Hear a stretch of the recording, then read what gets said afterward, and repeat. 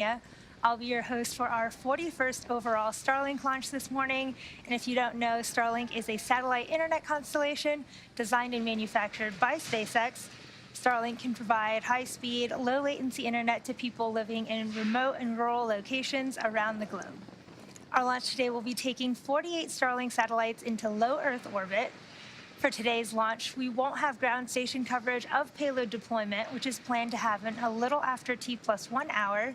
So this means we won't have live audio or visual confirmation of payload deployment in real time. And because of this, we will end our webcast just after second stage engine cutoff, or SECO1, and confirm deployment on social media platforms once we regain coverage at T+1 hour and 19 minutes. Yesterday, we celebrated International Women's Day with the awesome women at SpaceX that help make our mission a reality every single day. The photos you're seeing on your screen are just some of the women who help make our work here at SpaceX possible. For over 3 decades, the United States has recognized the month of March as Women's History Month. It's an opportunity to celebrate all the amazing women that have made contributions across the world to history, culture, science, education, politics, and so much more. To that end, we celebrate all the women at SpaceX whose contributions are getting us closer and closer to our ultimate goal of making a multiplanetary species. Now, as you see on your screen, the weather down in Florida is looking really good, and the forecast is currently showing 80% favorable for liftoff. In addition to the weather, the range, vehicle, and satellites are all trending green for an on-time liftoff. And if for some reason we don't lift off today, we do have a backup opportunity tomorrow morning, Thursday, March 10th at 8:22 a.m. Eastern Time. For now, let's take a closer look at the Falcon 9 sending our Starlink satellites to space today.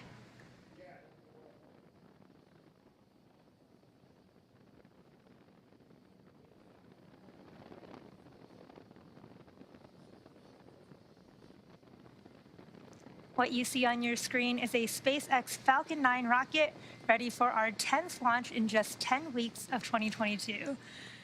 Our 2-stage rocket stands 70 meters tall, or roughly the same height as a 20-story building. And starting from the bottom, we have the first stage, also referred to as the booster, which makes up about 60% of the entire length of the Falcon 9 vehicle. The dark soot you see around the lower part of the first stage are remnants from its previous launches. Now, this particular booster has supported 3 previous missions: Cosmos SkyMed, which launched a little over a month ago, and STP-2 and Arabsat 6A as Falcon Heavy side boosters in 2019. As the name Falcon 9 suggests, attached to the bottom of the first stage are the 9 Merlin M1D engines. Now, these engines accelerate the vehicle through the Earth's atmosphere and into various orbits in space. Moving on up, we have the inner stage, and as you can see on your screen, the carbon fiber inner stage is a distinct black color because it is unpainted TPS, or thermal protection system. The inner stage is mated to the Falcon 9 tanks in Hawthorne and typically stays mated until launch. Now, although this composite structure is officially part of the first stage, it also connects the first and second stages, as well as houses the pneumatic pushers that allow for stage separation during flight. The inner stage also houses the Merlin vacuum engine, or MVAC engine, of the second stage. Now, though very similar to the Merlin 1D engines of the first stage, that MVAC engine on the second stage has a much larger nozzle that allows the second stage to perform better in the vacuum of space. It gives us a more efficient rocket engine that gets better performance. As you can see on your screen, the white portion of the Falcon 9 above the black inner stage is that second stage. After the first and second stages separate about 2.5 minutes into flight, the second stage will ignite that single MVAC engine to carry the Starlink payload to its desired orbit. Following separation from the second stage, we will be attempting to recover the first stage for a 4th time on our drone ship, a shortfall of gravitas. If successful, it will mark the 110th recovery of a Falcon first stage, including Falcon Heavies. Now, above the second stage is the payload fairing, And that nose cone structure on the very top of the rocket is what protects these Starlink satellites until we reach the vacuum of space. Around 3 minutes into flight, once we've exited Earth's atmosphere, we will jettison those fairing halves and attempt to retrieve them once they return back to Earth. You may be able to tell that the fairing halves protecting our Starlink satellites today are brand new. They are looking pristine there on your screen. And we do plan to recover and reuse these fairing halves again using our recovery vessel, Doug.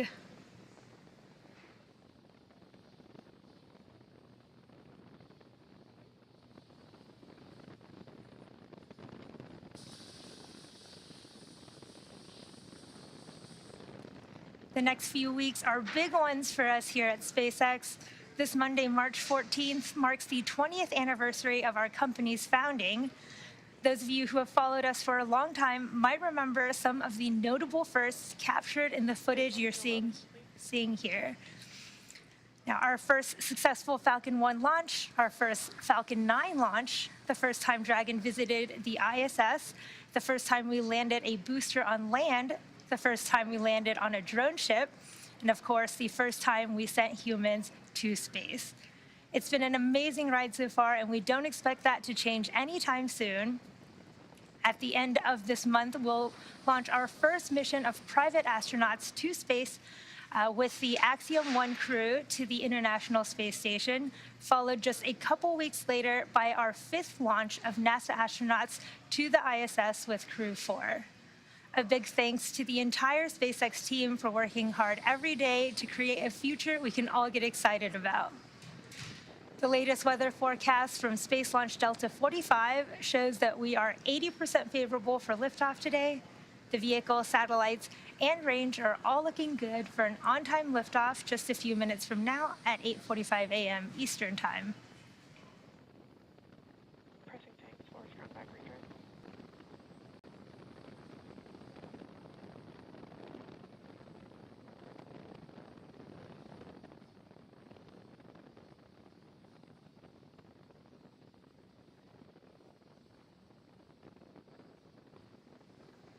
The next major milestone you're about to see on the screen involves the Transporter Erector, or TE, which is that truss structure to the left of the Falcon 9 vehicle. Heard the call out that the strong back retraction process has begun. So to prepare for that process, the TE clamps, which you can barely see below that fairing, will open, and then the transporter erector will begin to pull slightly away from the rocket until the hydraulics pull the TE even further away from Falcon 9 at T0 as it lifts off from the pad. You can see on your screen there, the clamp arms are opening right now.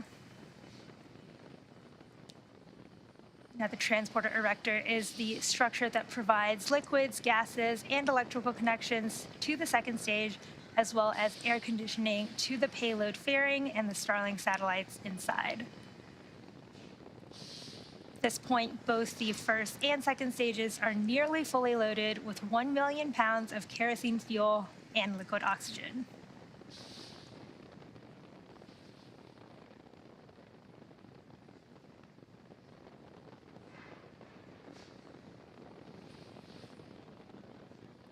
Now, the white clouds that you see around the vehicle is the chilled gas inside the vehicle above the LOX tank liquid surface that we sometimes vent overboard to maintain the pressure in the tank as needed. And we just finished that stage 1 LOX load. And again, when that gas comes out of the vehicle into the warmer Florida air, the humid air will condense into clouds made out of water, and that's similar to when you have a cold glass of water and condensation forms around it. So we just finished prop loading of the first stage, and the second stage should finish up here in just about 30 seconds to finish its liquid oxygen loading. The reason that we wait till so late in the countdown to finish our liquid oxygen loading is because it is super chilled. We want to give it as little time to warm up as possible.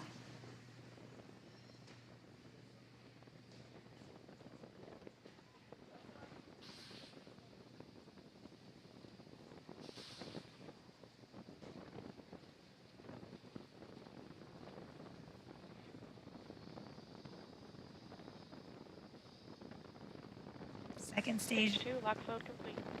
There it is. Second stage LOX loading is complete. At T-minus 1 minute here shortly, Falcon 9 will be in startup, and this is where the Falcon internal flight computers will take over the countdown. This is also when the first and second stages will begin pressurizing for launch using the onboard helium systems that they carry.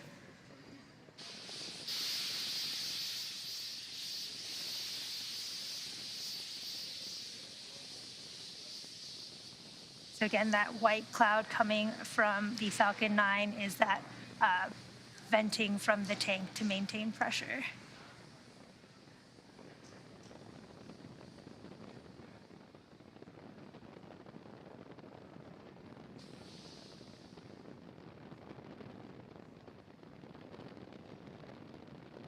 Falcon is in startup. Falcon 9 is in startup. Now, in just a few seconds here, we'll wait for the final launch director go for launch. Time to let the American broomstick fly and hear the sounds of freedom. LD is go for launch. LD has given that go for launch. All systems are go. Let's listen into the terminal countdown and watch as Falcon 9 T-minus 30 seconds. takes our Starlink satellites to space.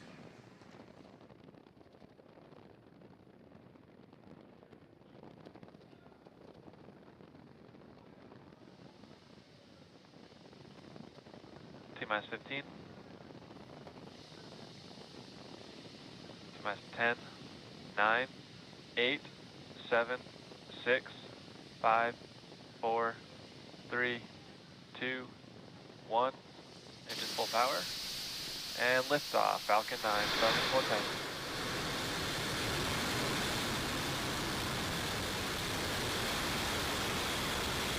Vehicles pitching that way.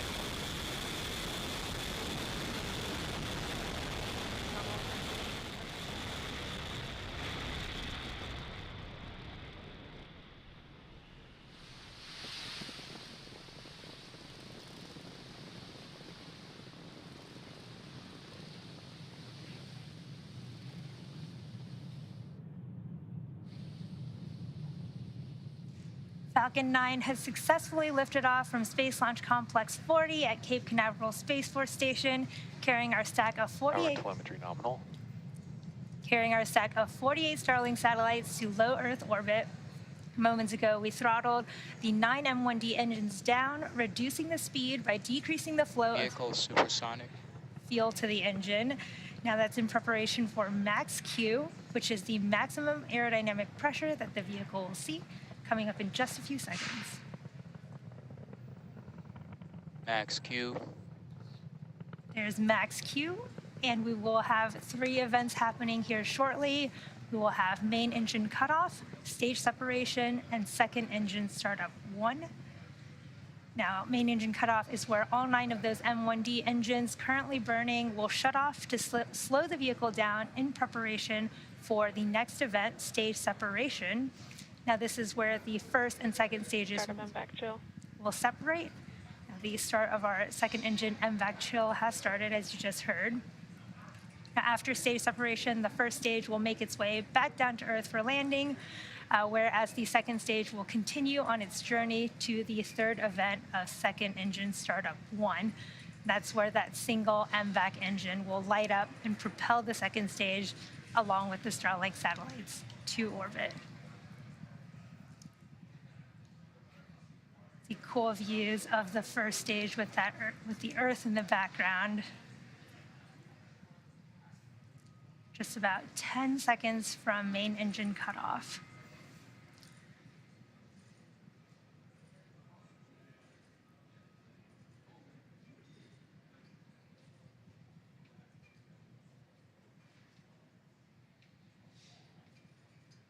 Stage separation confirmed.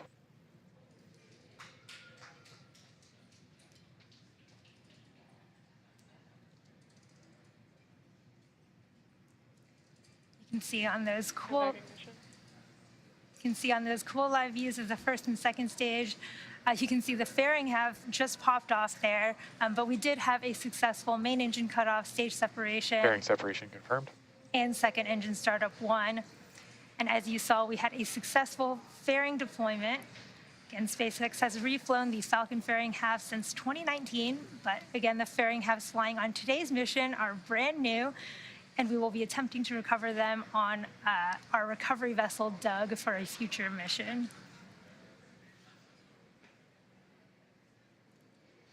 You can see cool live views from the Falcon 9 first stage on your left with its grid fins deployed, and the second stage on your right with that single MVAC engine burning.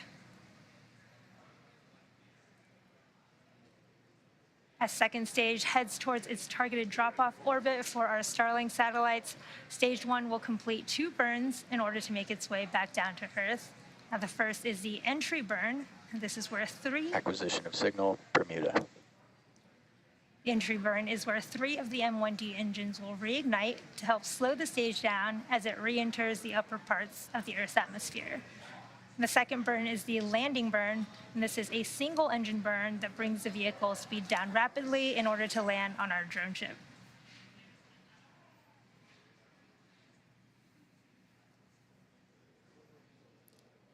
If you're just joining us, we've had a successful liftoff of Falcon 9 from Cape Canaveral Space Force Stations, Slick 40, and right now you're looking at live views from the first and second stages, with the first stage currently making its way back to our drone ship, a shortfall of gravitas in the Atlantic Ocean, and the second stage carrying our stack of 48 Starlink satellites to their low Earth orbit.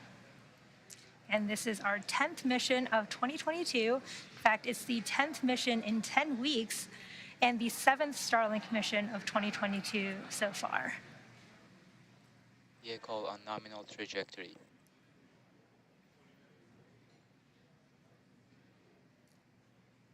Now, the Merlin engines on that first stage are optimized for sea level, so they achieve 190,000 pounds of thrust during ascent and descent. And in contrast, that MVAC engine that you see on the right side of your screen is optimized for 220,500 pounds of thrust in vacuum. And the main difference between these two engines is the size of that nozzle you can see on the second stage there. It's much bigger than the M1Ds on the first stage. There's also a cool glamour shot of the Falcon 9 grid fins on those live views from the first stage on your left. And these are 4 hypersonic grid fins that are positioned near the top of the first stage. And they help to guide and steer that first stage as it re-enters the Earth's atmosphere and helps orient it as it comes down back to Earth.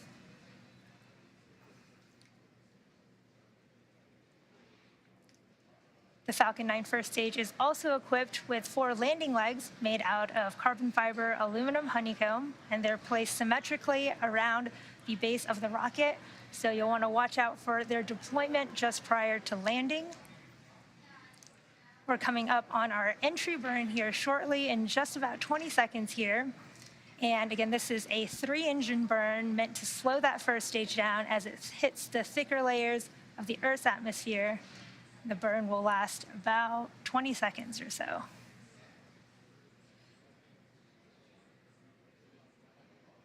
Stage 1 FTS is safed. Stage 1 entry burn startup. At the start of our stage 1 entry burn. Stage 2 FTS is safed.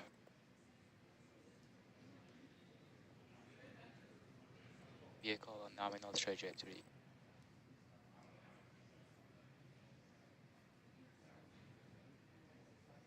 Stage 1 entry burn shutdown. Just had a successful stage 1 entry burn.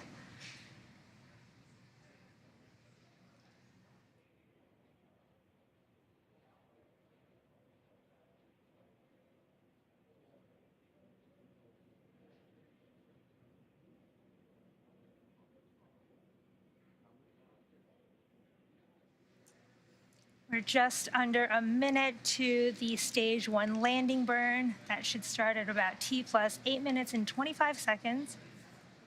And for those who follow along, that entry burn that we just did is the reason that we have soot on that first stage.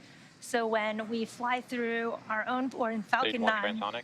When Falcon 9 flies through its own plume during that entry burn, that plume deposits the soot from our carbon-based fuel as it burns onto the sides of the first stage. Start of terminal guidance. Coming up really shortly on stage 1, landing burn start.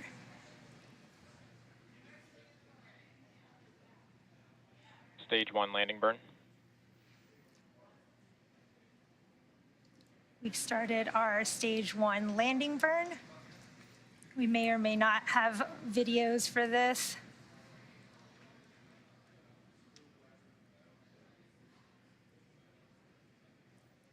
We should have second engine Stage cutoff 1 landing leg deploy. here shortly as well.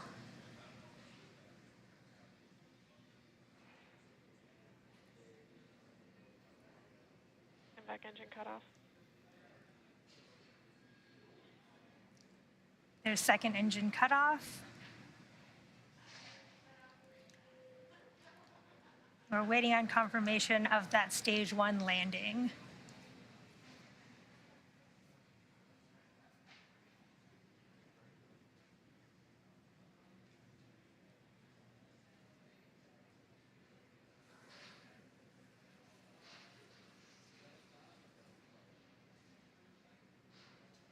Nominal orbital insertion.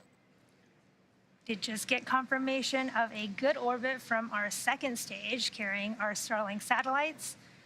And we are now waiting for the deployment of our 48 Starlink satellites, which is scheduled to occur about a little under an hour from now.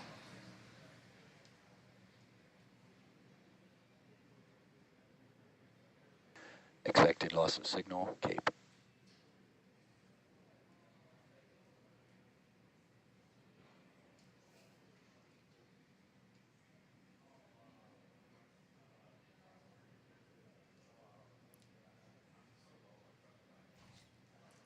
It looks like we did get confirmation from the teams that we did have a successful first stage landing, even though we haven't received any video or live views from that. But this does mark the 110th successful landing of our Falcon first stage, including Falcon Heavy. We did have a good orbit for our second stage, and we're now just waiting on the deployment of our Starlink satellites. As I mentioned before, we won't have live audio or visual confirmation for payload deployment either currently due to lack of ground station coverage. There's that Falcon 9 first stage on our drone ship. But again, we will regain signal from our ground station at T+1 hour and 19 minutes. So for those of you who are interested, we will keep the audio-only countdown nets up on our YouTube channel, and we'll confirm successful payload deployment of our Starlink satellites on our social media channels.